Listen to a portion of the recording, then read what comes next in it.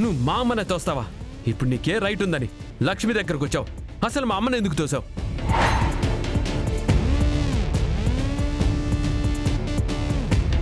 కనీసం సాటి అమ్మాయి అని కూడా చూడకుండా నువ్వు లక్ష్మిని హింసించావు.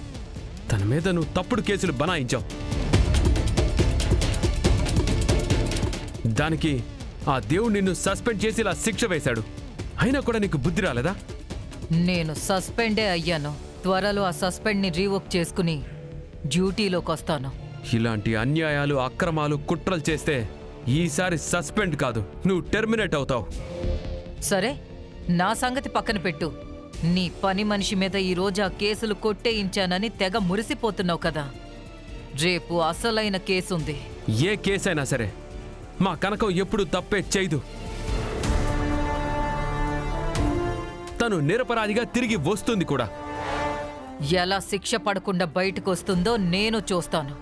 దాంతోపాటు నీ సంగతి కూడా చూస్తాను. సార్, ఇక్కడ గొడవ ఎందుకు? రేపే కదా వాయిదా. ఏమున్నా రేపు చూసుకోండి.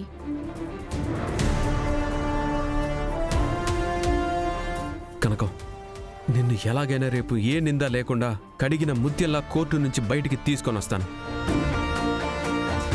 వీళ్ళెవరూ ఏమీ చేయలేరు. లక్ష్మి, కారెక్కు.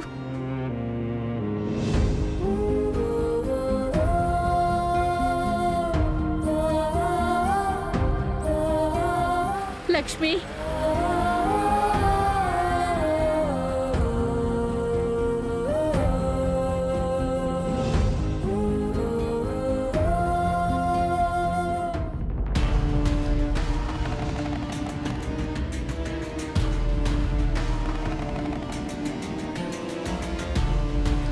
ఈపాటికే ఆ లక్ష్మికి శిక్ష పడిపోయి ఉంటుంది. బావ వెళ్ళినా ఏమీ చేయలేకపోయింటాడు. బావ ఇప్పుడు నీరసంగా వస్తాడు. శిక్ష పడిన ఆ లక్ష్మి జైల్లో ఉంటుంది. బావ దృష్టిలో నేనిప్పుడు మంచిదాన్ని. బావకిప్పుడు దగ్గరవుతాను. అప్పుడు నా ప్లాన్ సక్సెస్.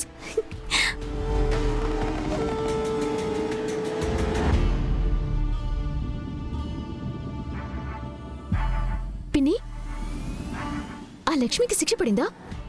ఎన్నేళ్ళ శిక్ష వేశారు? ఇంకా లక్ష్మి పీట విరగడైపోయినట్టేగా.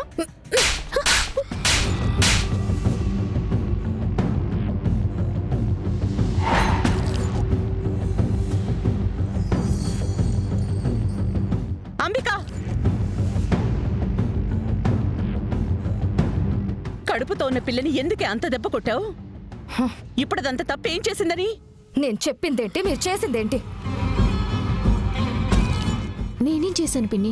నీకు ఆ విహారిని ఎక్కడికి వెళ్లకుండా చూసుకోమన్నానా లేదా? ఆ విహారిని మీరు ఆపకపోవడం వల్ల ఆ లక్ష్మికి పడే శిక్షను ఆ విహారి వచ్చి ఆపాడు. నేనంత కష్టపడి వేయించిన శిక్షని తప్పించాడు. ఆధారాలను జడ్జి గారికి చూపించాడు. దాని మీద పెట్టిన అతిపెద్ద కేసు కొట్టేయించాడు. అంటే ఇప్పుడు ఆ లక్ష్మిని విడుదల చేశారా? లేదు, ఆ లక్ష్మి మీద ఒక కేసు అలాగే ఉంది. ఆ కేసుని కూడా రేపటికి వాయిదా వేశారు. విహారిని అక్కడే ఉంచడానికి మా ప్రయత్నం మేం చేశామే. అక్కడే చాలాసేపు ఆపడానికి ప్రయత్నం చేశాం. ఇదిగో, ఈ పిచ్చిది చేసిన తెలివి తక్కువ పని వల్ల విహారీ దగ్గరకొచ్చాడు. సారీ పిన్ని, ఇలా అవుతుందని అస్సలు అనుకోలేదు. బావ దగ్గర మార్కులు కొట్టేద్దామని అలా చేస్తే ఇలా అయ్యింది. ఆ విహారిగాడు ఒక్క నిమిషం రాకుండా ఉండుంటే ఆ లక్ష్మికి శిక్ష పడిపోయి ఉండేది. ఆ లక్ష్మికి శిక్ష పడిపోతే నీ సంసారానికే దాని పీడ కూడా వదిలిపోయి ఉండేది. నువ్వు విహారీ హ్యాపీగా ఉండేవాళ్ళు. సారీ పిన్ని. సర్లే, అయ్యిందేదో అయిపోయింది కదా. మనం అనుకుంటే ఏం వస్తుంది? జరగబోయే దాని గురించి ఆలోచిద్దాం. ఆ లక్ష్మిని ఎలాగైనా సరే ఈ కేసులో దోషిని చేస్తే దాన్ని ఈ ఇంట్లోకి రానియకుండా చేయొచ్చు. దాని గురించి ఆలోచిద్దాం.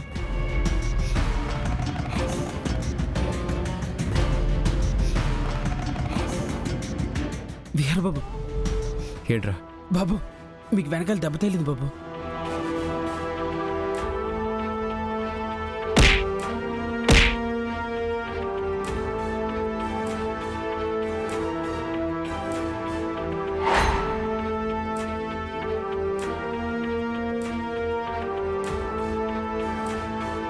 పర్లేదురా, నేను తర్వాత క్లీన్ చేసుకుంటాను. బాబు రక్తం వస్తుంది బాబు, గట్టిగా ఏమైనట్టుంది. ఆగండి బాబు, రండి కూర్చోండి, కూర్చోండి బాబు. ఇక్కడ కూర్చోండి బాబు.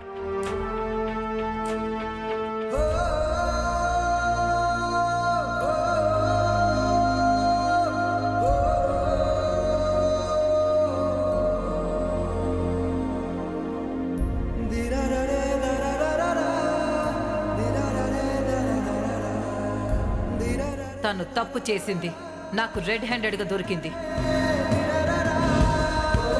కేసు పెట్టి తనని కోర్టులో సరెండర్ చేసేంత వరకు తనని వదిలిపెట్టేదే లేదు. కేసులో అడ్డంగా దొరికిపోయిన Vihari group of company CEO Kanaka మహాలక్ష్మిని విచారిస్తున్న పోలీసుల మీద తను చేయి చేసుకుంది.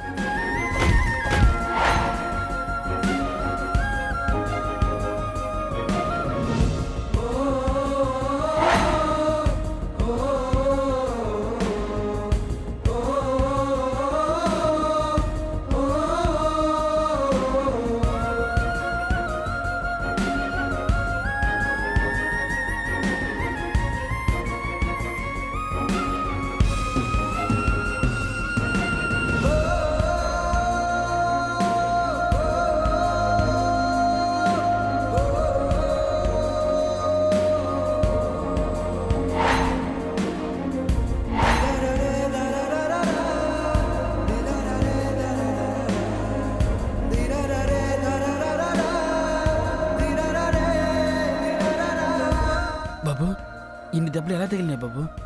ఇవే, నేను కోర్టుకి ఎవిడెన్స్ తీసుకుని వస్తుంటే దారిలో సుభాష్ గారు అడ్డొచ్చాడు.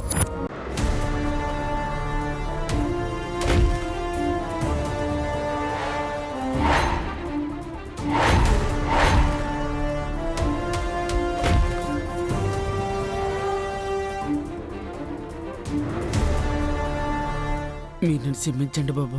నేను క్షమించడం ఏంట్రా? మీరు లక్ష్మమ్మ విషయంలో నిజం చెప్పలేదని మిమ్మల్ని నేను మోసగాడు అనుకున్నాను బాబు. మొన్న కూడా లక్ష్మమ్మని బెయిల్ మీద తీసుకురాకపోతే పైకి అనకపోయినా లోపల నేను మిమ్మల్ని తిట్టుకున్నాను బాబు. పండు, ఆ రోజు నీలో ఉన్న కోపం కరెక్టే. కనకం విషయంలో నేను ఒక ఫెయిల్యూర్ని. అదేంటి బాబు, మీరే లేకపోతే ఈరోజు నా చెల్లికి శిక్ష పడేది బాబు. మీరు నా చెల్లెల్ని ఎంత ప్రేమిస్తున్నారో నాకు పూర్తిగా అర్థమైంది బాబు.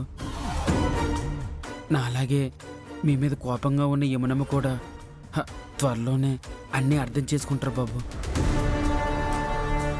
ఎవరా, జరుగుతున్నవి చూస్తుంటే పరిస్థితులేవి నా చేతిలో లేనట్టుగా అనిపిస్తుందిరా.